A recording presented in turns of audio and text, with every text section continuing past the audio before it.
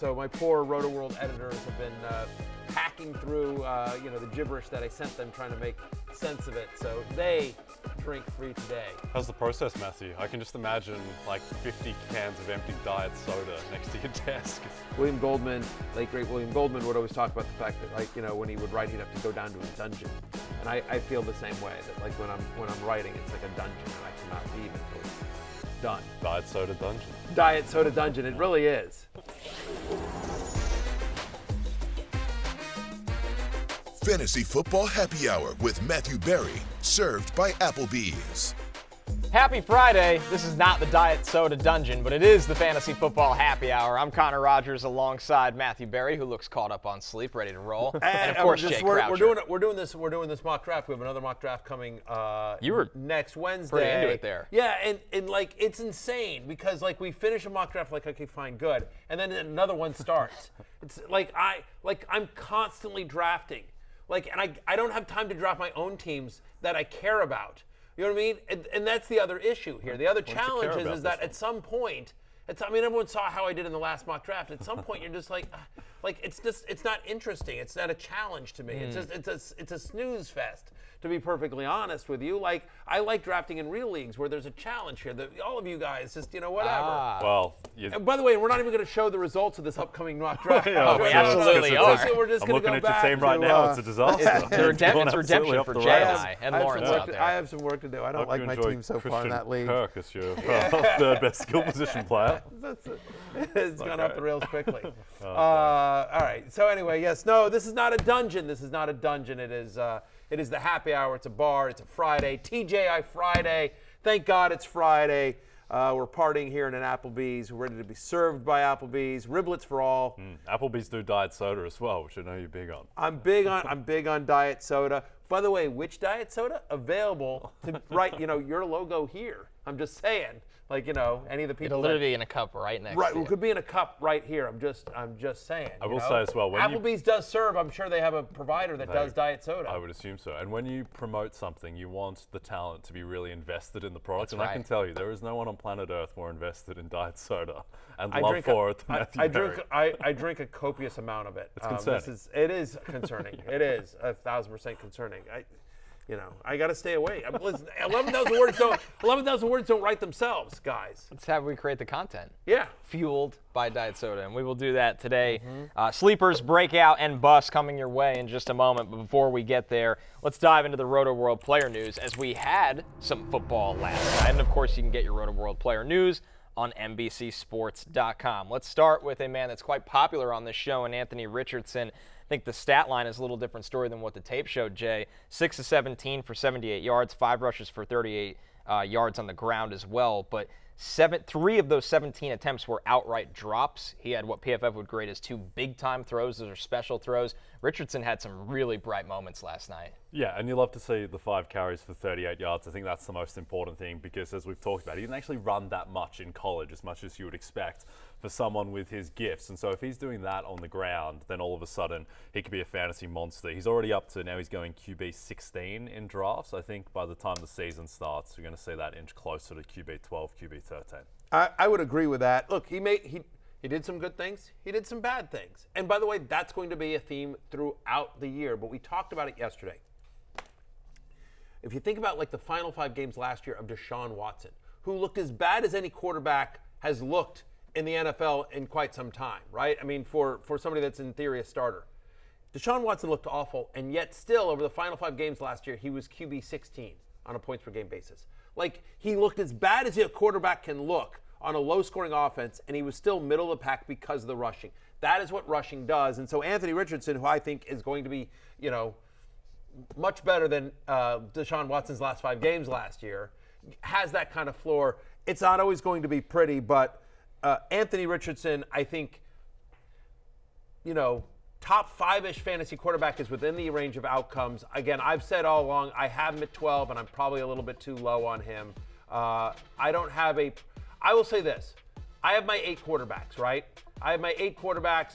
I have it, Hurts, Allen, Mahomes, Lamar Jackson, Herbert, Burrow, Fields, Lawrence. Those are my top 8 in order. After those 8, I currently have Watson at 9, but if you took Richardson at 9, I got no issue with it. Yep. I have no issue with it.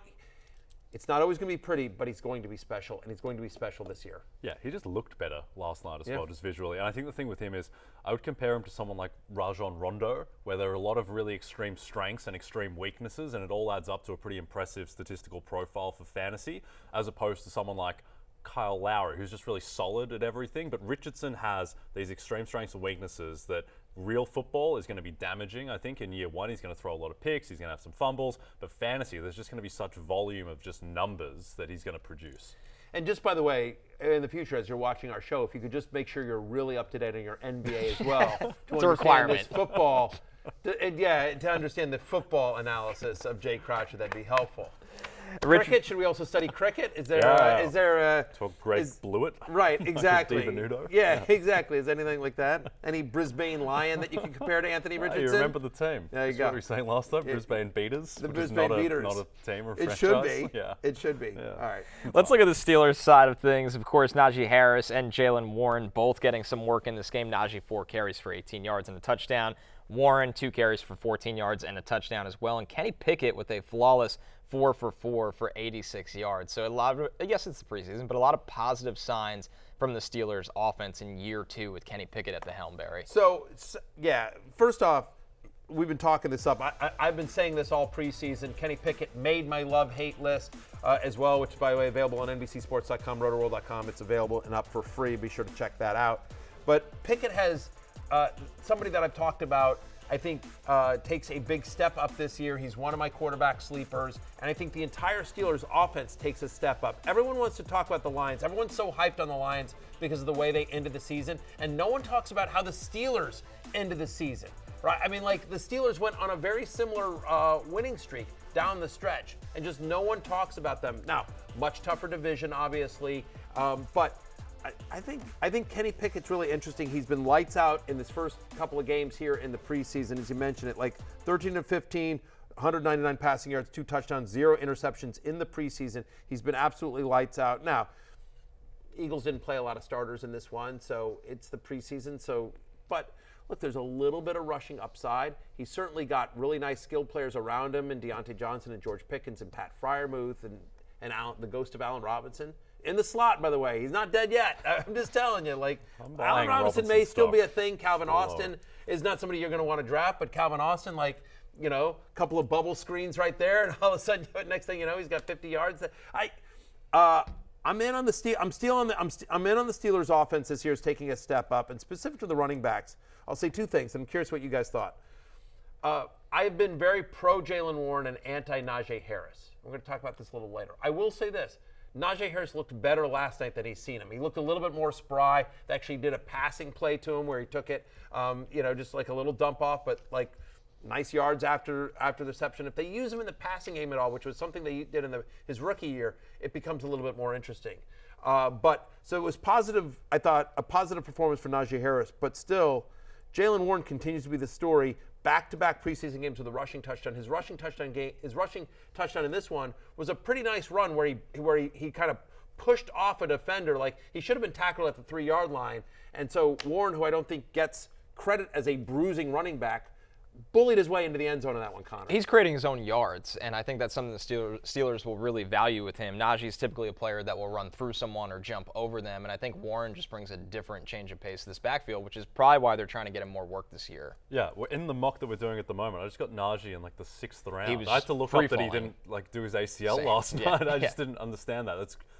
I understand the skepticism about Najee, but there is a point at which everyone becomes valuable. If he's 1,000%. dropping Exactly. to the 5th round, 6th round, I have no that's problem just with you taking him in too the 6th aggressive. round. Thank you, Matthew. Yeah. One thing for you, Connor, the offensive line of the Steelers, like, what do you think that group looks like at the moment? Because I think that's really the turning point for Pickett and the offense, because that offensive line hasn't been good in years past. It hasn't, and they've been slowly working their first-round pick Broderick Jones in. He hasn't seen a ton of time early in camp with the starters, so I think that's a big question for me is what kind of leap can this unit take after some free agency signings and Broderick maybe not being a week 1 starter? So that's where I temper my expectations for somebody like Najee Harris and maybe even Warren, because I don't know how good of a run-blocking unit this will be. But isn't that, like, again, who knows, right? We're not in camp every single day, but the fact that he can't crack the lineup, so maybe he's developing slow, or maybe Mike Tomlin, who's a very experienced coach, is sitting there looking, you know what, actually, I don't think I need the first round rookie. We look okay. I like the signings we've made. They're starting to gel in camp. And so there's one,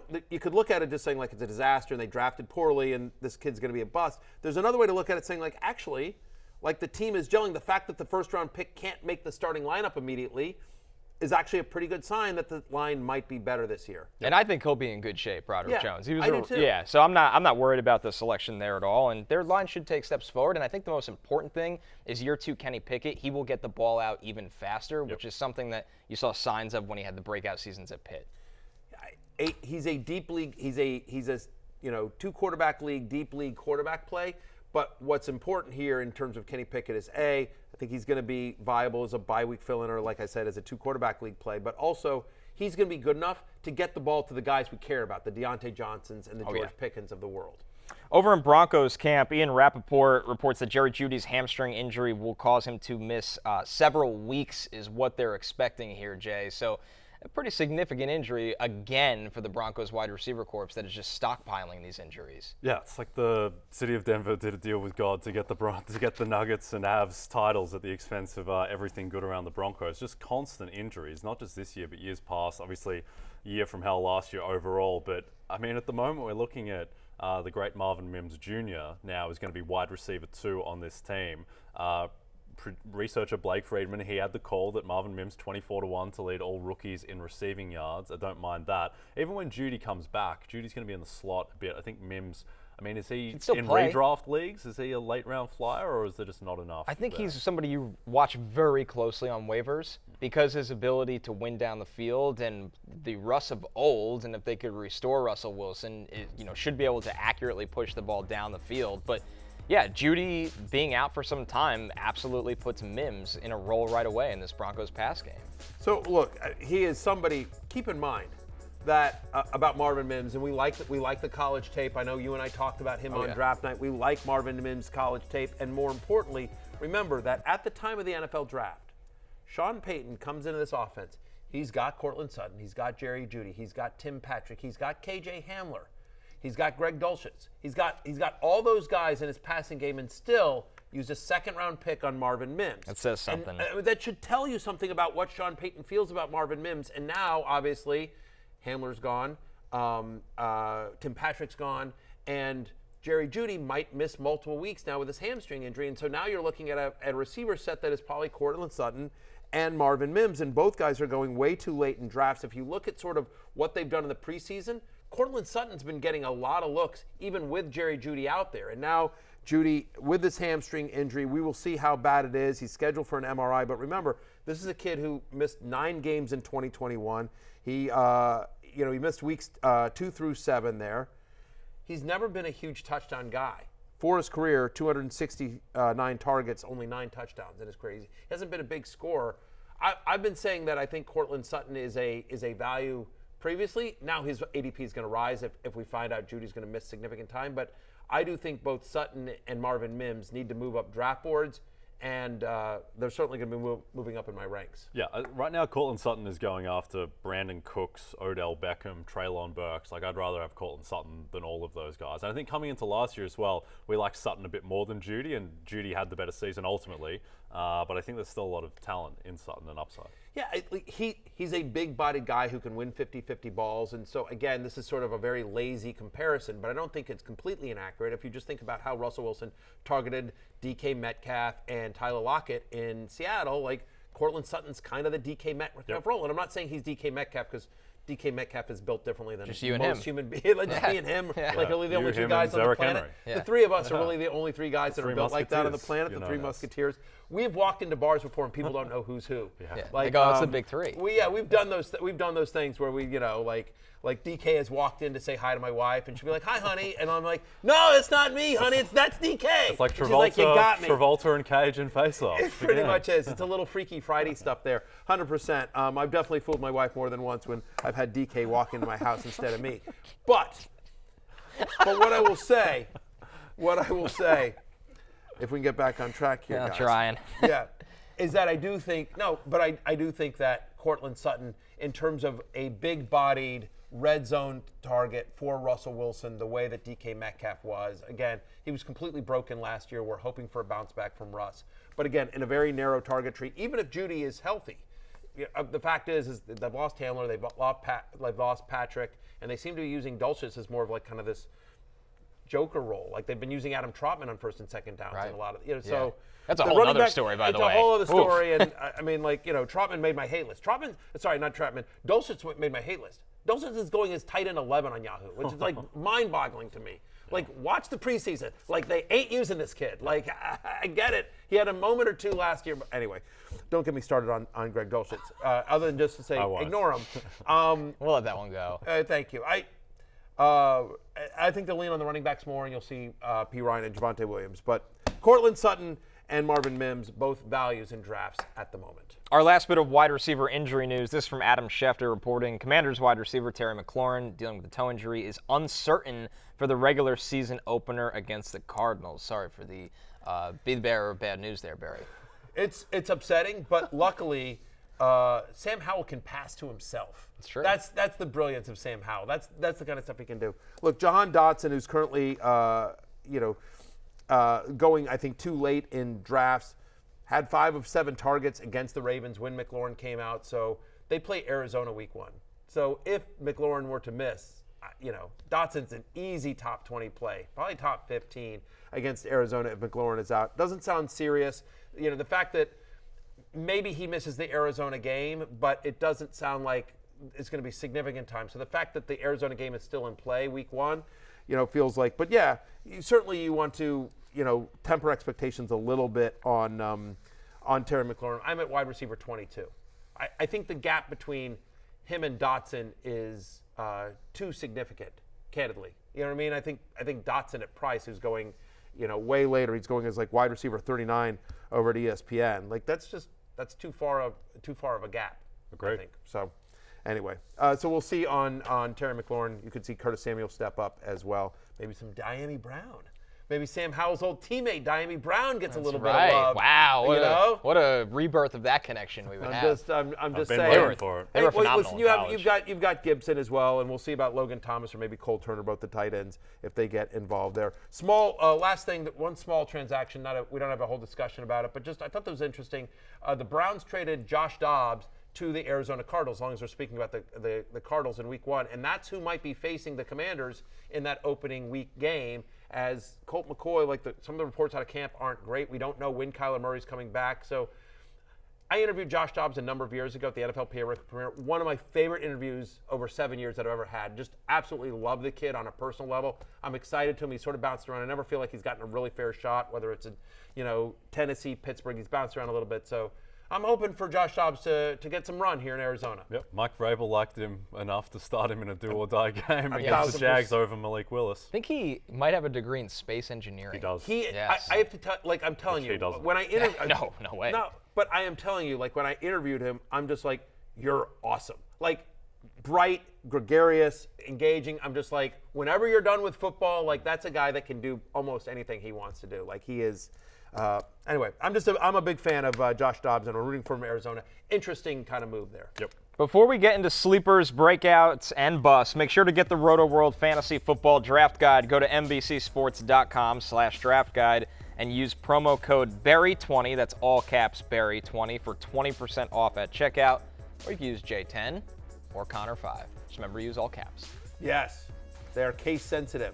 Connor was complaining on the pre-show call that apparently some people nuked my code. Have been trying to use Connor 5 and were not getting. But it turns out, and you were complaining because you thought NBC had screwed up. But it turns out no, just Connor's followers are morons because it's case sensitive. It's case sensitive. The demand probably just searched the code. I don't think it was. I don't know if it was a case sensitive issue. So many people were putting the code in at once that it couldn't handle. It just overloaded. Yeah, it overloaded. We crashed the servers. Yeah, we crashed the servers. servers. Were It's not like Taylor ready. Swift tickets. Yes. Very much. So I've heard. No issues with the J10 promo code. There are plenty of server space. Plenty of server space still available if anyone wants to use the J10 promo code. All right, let's get into sleepers here. We each picked 2. So for this exercise, we each picked 2 sleepers. How we define a sleeper essentially guys that are falling outside the top 100 based on ADP. So, Barry, who are you kicking off with? Yeah, and by the way, the other thing is I didn't want to do is, like, again, because we did my love-hate show the other day, I just wrote love-hate. Once again, available for free on NBCSports.com, rotoworld.com. Taylor Swift, by the way. Taylor Swift drinks for free. If you're wondering who drinks for free today at the happy hours, you see it there. If you read my opening story, you know. Maybe for the year. I'm a Swiftie. Everyone knows I'm a Swiftie along with my daughter, so Taylor Swift drinks for free. And I'm not going to lie to you. Pretty much every day. It's not just today. If Taylor Swift walks in, she's not buying a drink. Don't worry about that. So I didn't want to use any of the people that were on my love-hate list, right? You know, I didn't want to. I want to try to get some different names. So my first sleeper here, how about Tank Bigsby? Okay, so first off, he started the last preseason game for the Jaguars. He was used in different situations in the second preseason game. He's been used in short yardage situations. Think about how Doug Peterson has used running backs in his past. It has always been sort of a committee, and I think everyone sort of assumes because James Robinson sort of fell off, you know, and Jermichael Hasty had moments last year, but it was really the Travis Etienne show down the stretch. I think people are forgetting Tank Bigsby here, but I think there's a chance that he's immediately in a scoring role on one of the better offenses in the NFL. Like, I think when they get in close, they're going to bring in Tank Bigsby, not Travis Etienne. We like the Jaguars' offense and a pretty easy schedule. And then, oh, by the way, obviously, if Etienne, who has suffered major injuries in his short NFL career, if anything were to happen to Etienne, Tank Bigsby immediately becomes a rock-solid fantasy starter. So just a player that I like. He's getting nice buzz out of training camp. The strongest handshake I had at the end. Like, he is a strong dude. He's like a, with that he's name. right. Yes, he's you have to be. Right. He's like a young DK Metcalf, a young Matthew Berry in terms of just physical strength, upper body strength. Tank Bigsby. Let's hope that Tank Bigsby doesn't walk into your Connecticut home at any point, because it could cause confusion, as we know. Do you think we don't look anything alike. We don't look anything alike. Okay. No, because like he's shorter than I am. He's shorter. Yeah, The this height is true. is a giveaway. Whereas you and DK, same DK sorry. and I are really like we share bad. suits. Like we're you know, is that my shirt, DK? No, man, it's yours. You know, we just have a lot of fun. All those, yeah, exactly. 'Cause conversations. it's just literally we're both like off the rack, you know, in terms of our size. Yeah. Oh boy. So anyway, Tank Bigsby. Thoughts? I like it. Listen, Tank Bigsby, somebody at Auburn last year, got no help from his offensive line. Breaks tackles, great leg drive. Doug Peterson, obviously somebody that is going to kind of spread the ball around in the backfield, I think. Sure, Etienne will get maybe the bulk of carries, but Bigsby will have a role this year as a rookie, and especially where they took him in the draft speaks volumes to what they think of him. Yeah, he's going as running back 48 over on ESPN. That's way too I mean, low. so anyway. One Etienne injury away from a massive role. I think he will be a potentially viable flex role in 12-team or deeper leagues immediately. So I think he's going to have a 10-touch-a-game role from the start. Okay. And then I think he's got massive upside as insurance to anyone that drafts Etienne. So I think there's dual value there with Tank Bigsby. But I do think he's going to have value in a standalone role because I think they will use him in short yardage. My first sleeper here, I'm going Rashid Shaheed, the wide receiver from the Saints that made some noise from weeks 13 to 18 last year, played 66% of the snaps over those final 5 games. Listen, I like the fit with Derek Carr. Shaheed is a guy that knows how to win down the field, averaged over 17 yards per reception last season.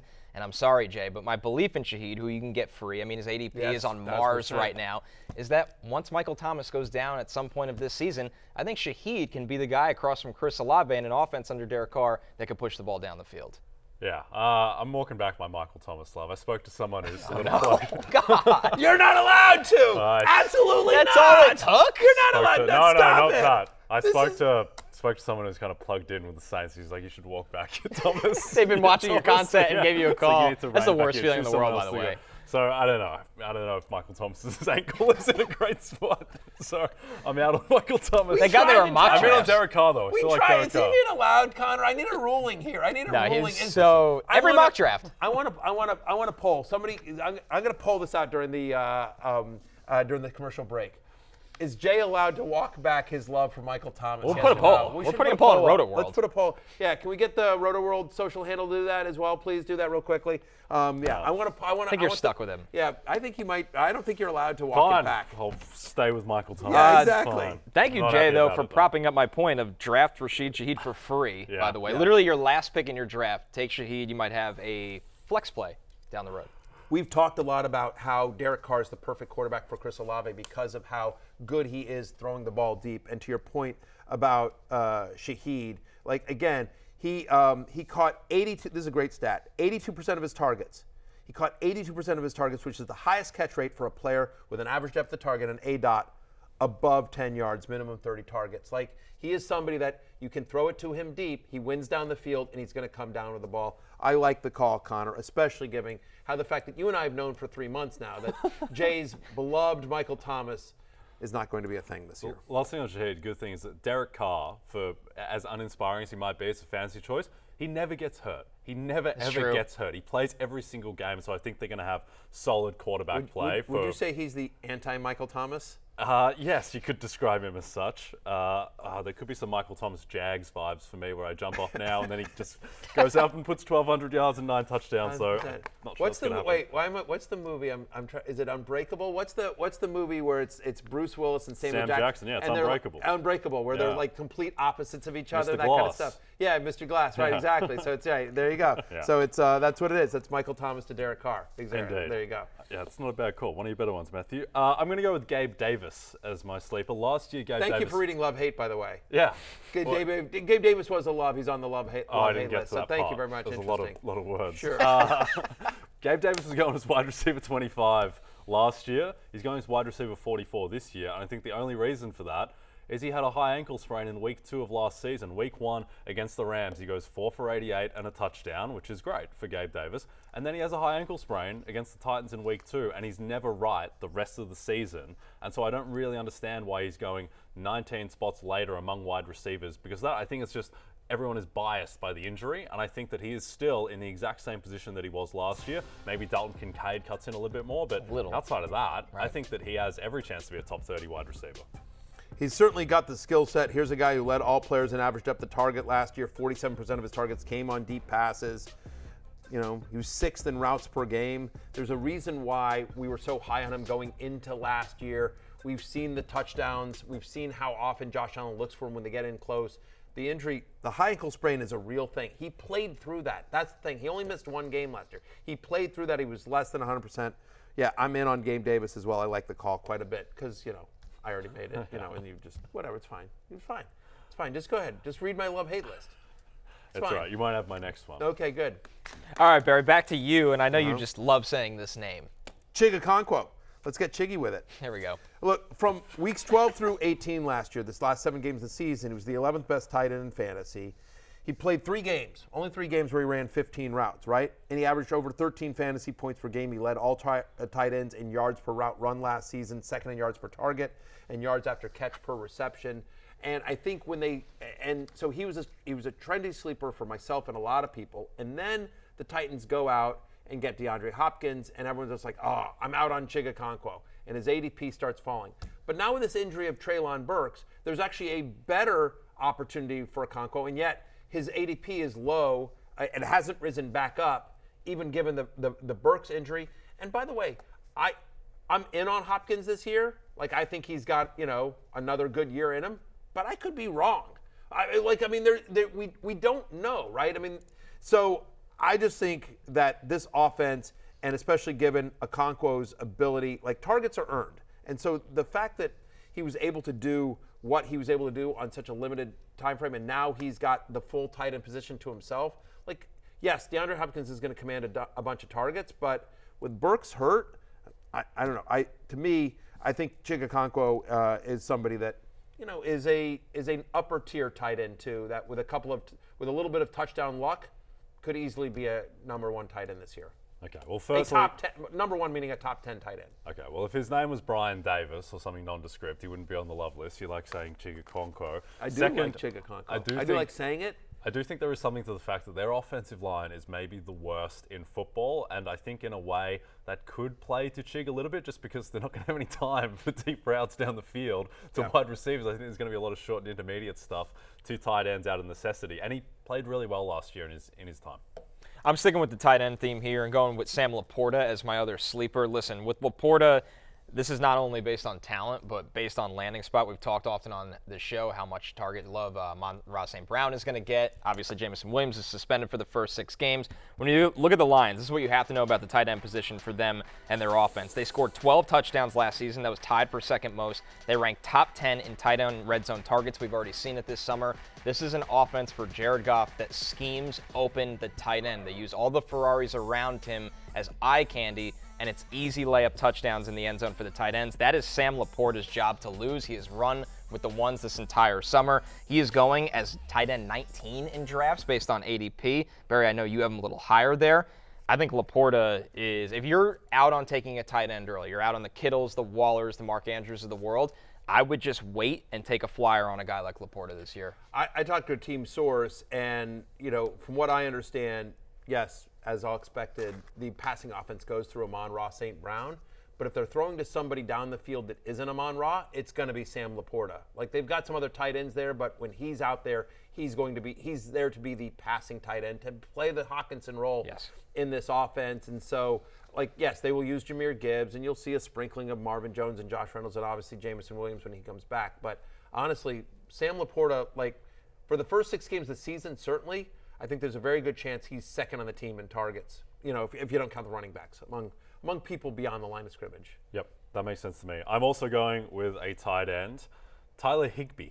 I'm going to read out the best players on the Los Angeles Rams. I thought you were just going to read out what I wrote about him in my Love Hate column. I didn't read it. You told me not to read it, and I didn't read it. Yeah. I don't believe any of this, by the way. At some point, do your own work. That's all I'm asking. That's all I'm asking, Jay Croucher. The best players on the LA Rams, Aaron Donald, Matthew Stafford, Cooper Kupp, Tyler Higbee might be 4th. He genuinely might be 4th. And there's outside, and in terms of who he's competing with for targets, Van Jefferson, Tutu Atwell. Not scared about those guys. Not really scared about Puka? Not really. Not really scared about Cam Akers as a receiving threat. And last year, Tyler Higbee had 108 targets. I think just through volume, whatever happens on that team, whoever is the quarterback the second half of the season after Matthew Stafford may get hurt, which seems at this point somewhat likely, I just think that Tyler Higbee is not exciting. I don't think he's going to get a ton of touchdowns because of the team, but I think he's just going to be able to put up 5 for 65, 5 for 57, and be uninspiring, but be able to produce. Tyler Higbee is coming off a season in which he had the 3rd highest target share, 20.9% among all tight ends, was top 5 at the position in targets, receptions, and red zone targets, and top 10 in receiving yards. Matthew Stafford's return should help stabilize that Rams offense. So you read my mind. That's what I wrote in Love Hate. Yeah. Available for free on NBCSports.com. I know you just came up with it independently, but I just thought I'd read to you what I wrote about. I did. Tyler Great Higbee. months. Great months. Yesterday. Yeah. Me, you, DK Metcalf, all cut from the same cloth. Pretty much.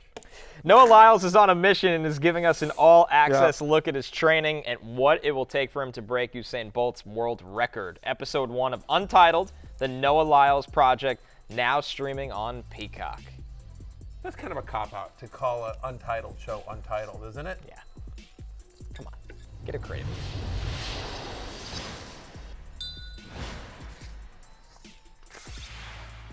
Clear the Shelter is NBC Universal Local's annual nationwide pet adoption and donation campaign returns for its 9th consecutive year, August 1st to the 31st. As part of the month-long campaign, NBC and Telemundo, owned and affiliated stations across the U.S. and Puerto Rico, partner with animal shelters and rescue services in their communities to promote pet adoption and raise funds to support animal welfare. I don't know how they did it. They picked the cutest dogs ever for that. One of our own makes the list. Bella Chick, yes, named after the Bill. Bella, rescued at just a year old, is an 8-year-old Boston Terrier with a high motor, rescued right up the road through ferry flights to freedom in Sharon, Connecticut. Nice. And that is, so that's an old, as you can tell by the hair, that is an old picture. That is me and my dog Macy, who was a rescue dog. I had Macy in LA with me, and then she came out with me to Connecticut when I moved here in 2007. She is sadly no longer with us. Had about 15 years with Macy, but she was a rescue dog, and my best friend for a long time.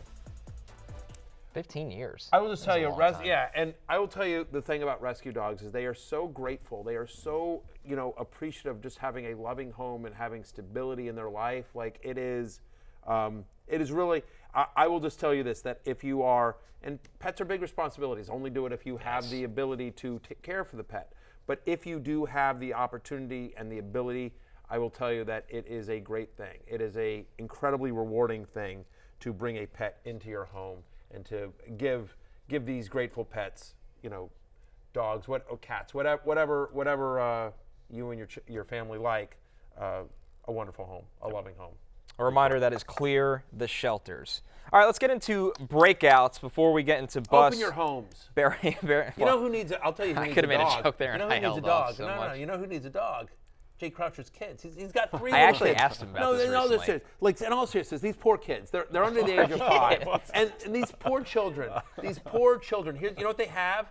They have like New York Liberty jerseys. Hey, like that's what they have, and one of them's got a Spider-Man jersey. That's all they have to play with. Like they have empty cans of Vegemite and like the New York Liberty jerseys, and you're like, these poor kids have no love.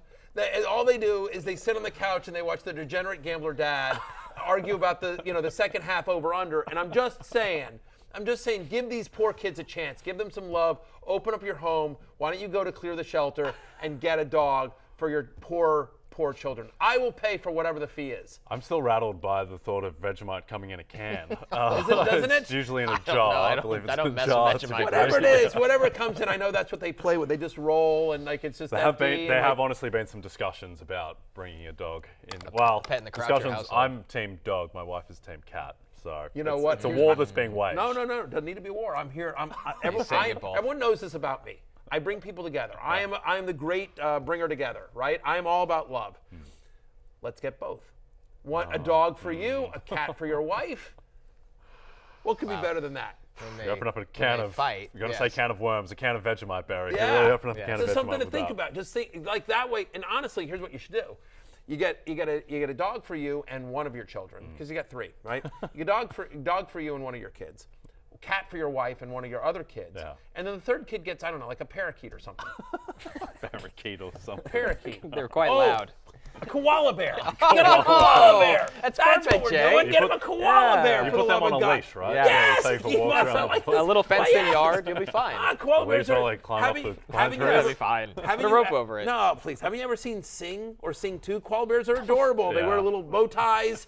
They try to put on Broadway productions. Is that right? Yes. I've seen one in the bow tie out in the wild. Not yet. Go watch Sing or Sing 2. Okay. Both. Either or. By the way, a proud Universal movie. By the way, company man here. Like that. The kids love the Sing. Yeah, we'll watch it on Telemundo. Next Roto World poll, the pet of the Croucher household. Yes. Dog, cat, koala Like that. bear, Parakeet. parakeet. I'm just saying your children don't understand where they come from, that they have Australian roots, and a pet koala bear would be a way for them to understand where they come from. That could be the move. And you've already got the dog and the cat, so it's just for the third kid. Yeah. Just for Personal baby pets. Rio, our own Yes, koala. yeah. All right, Barry, Rio how about gives a koala bear? How about a They're breakout? adorable. They're terrifying. They scratch. They have claws. Oh, they will rip your face You know off, what? won't You know what? I got to tell you something. Rio needs to understand that it's a rough and tumble world out there. Yeah, Like if she can handle stuff with a koala bear, you don't have to worry about her on the school bus at some time. Yeah.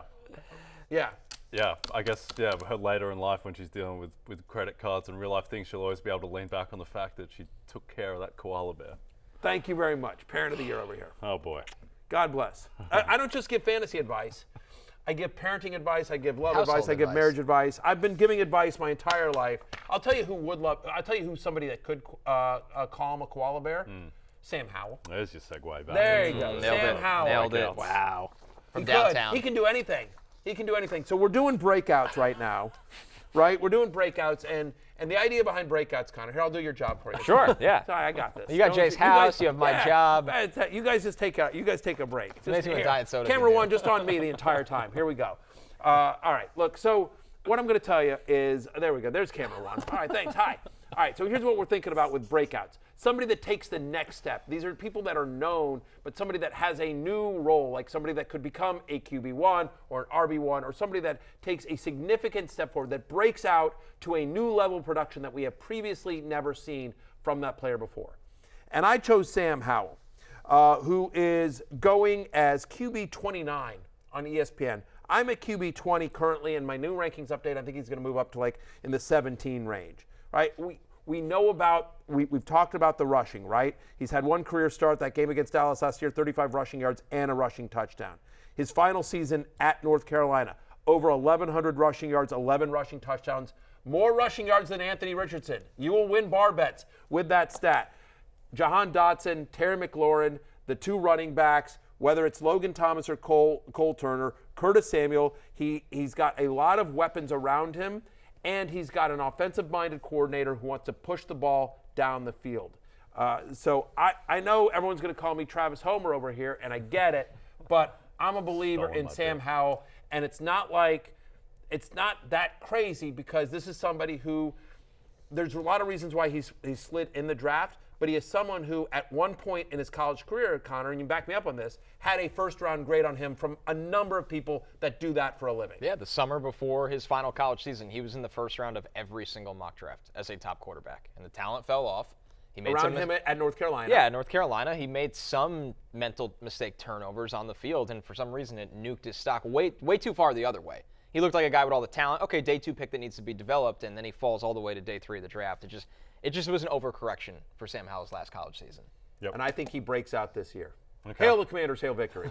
So I have 2 breakouts. And if he does break out, this is, Jay, I don't know if you heard this, but if he does break out, you will get a pet koala for your dog. Wow, right. We're on a betting streak here. A lot for of the dinners. Cardinals week 1. Yes, good luck, Jay. Josh Dobbs, let's go. Yeah. 2 breakouts for me. How about George Pickens on the Steelers and Brian Robinson Jr. on the Commanders, which could be aided by the breakout of Sam Howell. But we'll start with Pickens here, guys. Listen, over 13 points per game in 10 games last year. He was top 10 among wide receivers in yards per target. This is somebody that knows how to win down the field.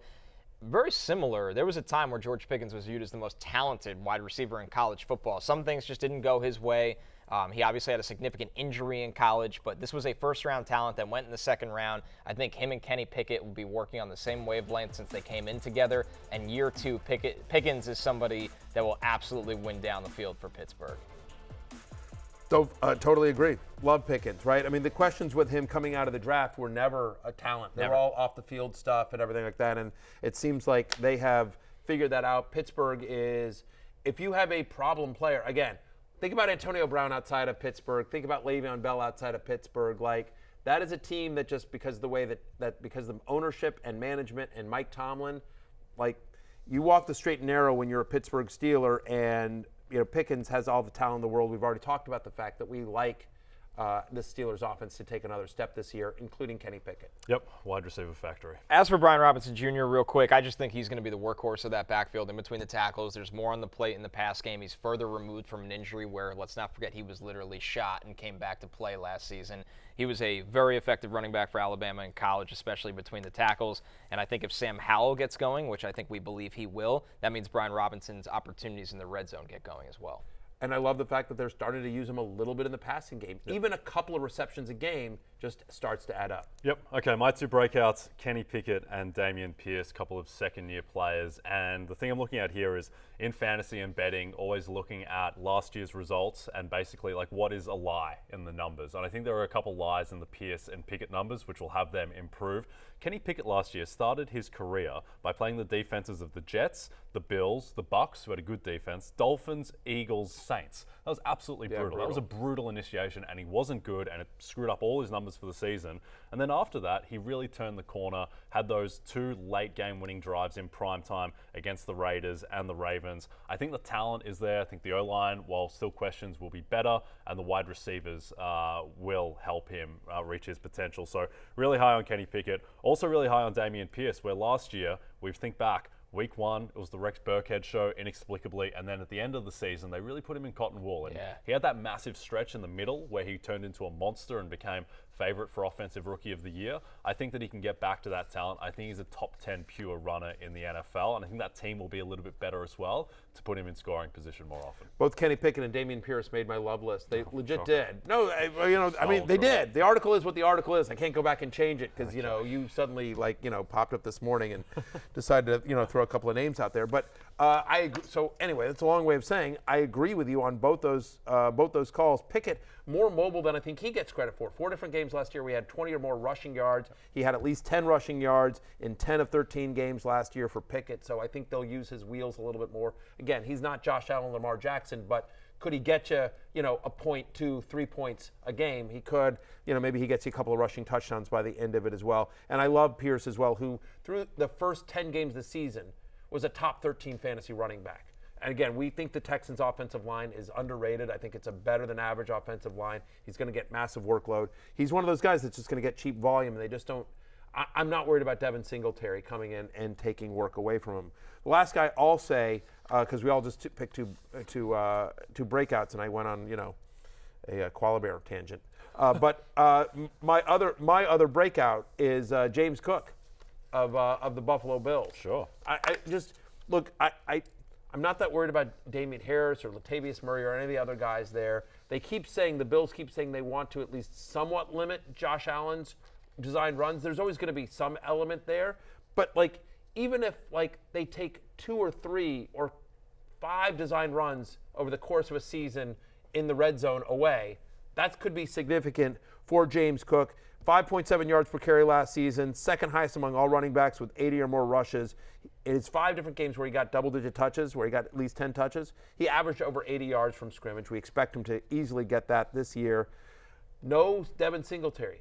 There's 215 touches from Devin Singletary last year that are now up for grabs, and I certainly don't think they all go to Dameon Harris. It feels like they used a high draft pick on James Cook. They didn't do really anything in the offseason. Again, Harris, Latavius Murray, they've got some guys, but no one that really feels like a real threat to James Cook, who just looks like the real deal. And I have him not only ranked high, and I think he's a breakout this year. I think we're talking about him next year as a top 15 fantasy running back, but I have him higher than his brother Dalvin. Yep, I agree. Let's get into busts. How we define our bust selections is essentially players that we don't like the ADP. We don't think they will live up to those expectations of the ADP. So, Barry, with that being said, who made your bust list here? Yeah, you know what? I mean, so we already talked about Najee Harris a little bit at the top. He was my so I'm certainly nervous about him relative to ADP of Jaylen Warren, but I'm going to say George Kittle. Okay. There were 7 games last year in which Christian McCaffrey, Deebo Samuel, and Brandon Ayuk were all active. He had a 15.7% target share. He had 8 different games with fewer than 30 receiving yards. He had 7 different games with fewer than 8 fantasy points. We love George Kittle on the show. Love him as a person. He's a friend of the podcast. He's been on our show. He's a phenomenal talent. The problem is A, there's a lot of mouths to feed.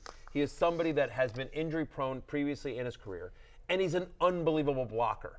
And so there's a chance that he will contribute significantly to the 49ers and still not be a great fantasy option for us, or at least a consistent fantasy option, because they need him to block and because they have so many other weapons in that passing game. He feels very touchdown dependent to me, which a lot of tight ends are, and that's fine, except the issue is that his ADP is tight end 5. Like he's being drafted as not a touchdown dependent tight end, and I think I'd much rather wait a couple of rounds and get Dallas Goedert, than where George Kittle is going. So it's not that I quote unquote hate George Kittle, but I think relative to where he's going, I think he'll be a bust. Yep. I think we forget that 2 years ago, Deebo Samuel was the second best wide receiver in football behind Cooper Kupp. And I think that Deebo, who was banged up last year, will see more of the offense as well as Ayuk, and Kittle will suffer as a result of that. So I went with TJ Hockenson here, and this isn't that TJ Hockenson won't be a top 6 tight end in fantasy football, but I have seen him drafted significantly early. He's always taken his tight end 3 off the board. He's had quietly had a weird summer. It's apparently an ear infection that was why he hasn't practiced for a while, but it also could be contract related. There's a lot going on there that's kept Hockenson away from the field. And quite frankly, guys, I'm just not particularly interested in drafting TJ Hockenson to be closer to Mark Andrews. I'd rather wait on the tight end market instead. Even Darren Waller is behind a guy like Hockenson. Waller could have more yards as well if he stays healthy. I understand there's targets out of this offense with Adam Thielen leaving, and we talk about Jordan Addison a lot, KJ Osborne a little bit. A lot of people are funneling them to Hockenson, and he might get them. I don't see the upside play here, though, that drafts are indicating. The upside play is what he did last year. I mean, he was a top 4 fantasy tight end once he got to Minnesota, and he was just there trying to learn the playbook. And now he's had all offseason to get familiar with Kevin O'Connell's offense, to get familiar with Kirk Cousins. Kirk Cousins, throughout his career, has always been somebody that has used the tight end a lot. You think about all the years with Jordan Reed in Washington. So that's the upside play on TJ Hockenson. And he's also, he's really good. I'm sure he was your highest rated tight end the year he came out. I believe so. I'd have to look back at that draft. I just don't see. But he was one of those guys. I mean, he was a guy that went very high in the draft, and no one was just like, what are the Lions doing? Yeah, that's fair. But then they traded him, which is very bizarre after using a top 10 pick. This is true for a team that's on the rise. So. Indeed. My bust pick, and I hesitate to say this because I do love him, and I think Dynasty, he's still an excellent option, but Breece Hall relative to ADP. Don't, Connor, no, Connor, stop it, Connor. He's going ahead of Dameon Pierce at the moment, and he's going in the same range as guys like Jahmyr Gibbs and just a little bit after Joe Mixon and Travis Etienne. There's just too much uncertainty. They paid Dalvin Cook. I think they're going to ease him back. There's no reason to run him into the ground. So I'm not getting Breece Hall in any draft. You have to have a plan for September. So it depends how far he falls, which sometimes it overcorrects. But you're right. His ADP is very high right now. The two biggest Jets fans on this table, and both of you guys, like sitting here, especially you. I do love my Jets. I know you supposedly are. For years. We're interviewing Sauce Gardner on Monday, and I'm going to play this clip back for him. Don't do that. We're going to break. Just to let you know. We're back. Last call. Heads up. Just so you know. The Australian love list is coming up. Oh, my Brace God. yourselves. I'm not kidding. Time for last call, and as you see, in honor of Love-Hate Week, Barry asked, I'm writing preseason love-hate. Give me a guy that should make each list, and boy, did the responses live up to the hype. This one from Madison_Madman. Kirk Cousins should make both was the first one, and then here you go, Barry. We're a little out of order here, guys. Okay. Right. Love Cooper Kupp. I think he has forgotten what he can do. Hate Eckler. Lots of mileage on them legs. What? We're not hating Austin. That's insane. We're not hating Austin Eckler, proud investor of FantasyLife.com. It's my second best wide receiver. From a fellow Met fan. Met fan. Met fan 1983. What else do we have? What else It could be me, although I don't hate Austin Eckler. Right. This is from Andrew. Love James Conner.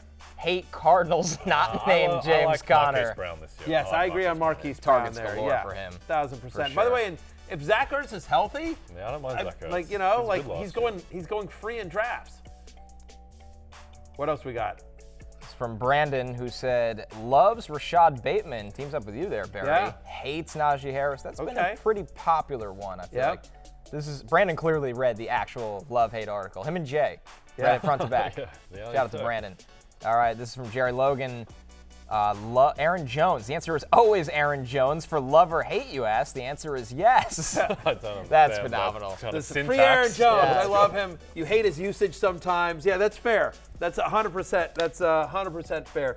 Yeah, and there was a tweet that didn't show up, but somebody said, Kirk Cousins should be on both lists. And that was my favorite one. Yeah. That's from Madison_Madman. Kirk Cousins should make both. I think everybody sides with that. Yeah, totally get that. I agree. Yeah. Kirk Cousins, I mean, it's hard to actively love him or hate him. He's just very Kirk Cousins, right? Yeah. The He's definition of the mid-tier quarterback. All the time. Is he the king of I forgot to take a quarterback? And, Yes. well, it's Kirk Cousins' time? Pretty Him much. And Jared Goff. Listen, you don't have to go home, but you can't stay here. Go to a pet store, buy a koala. Actually, rescue a pet this weekend. We'll see you on Monday. Drop it off Peace at out. Jay's house.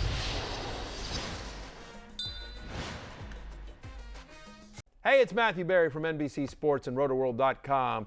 Just want to thank you so much for watching what you just watched, or at least being too lazy to click out of it after the autoplay just kept it going. So either way, thank you so much for just letting it scroll by your screen. And now I'd like to ask you respectfully,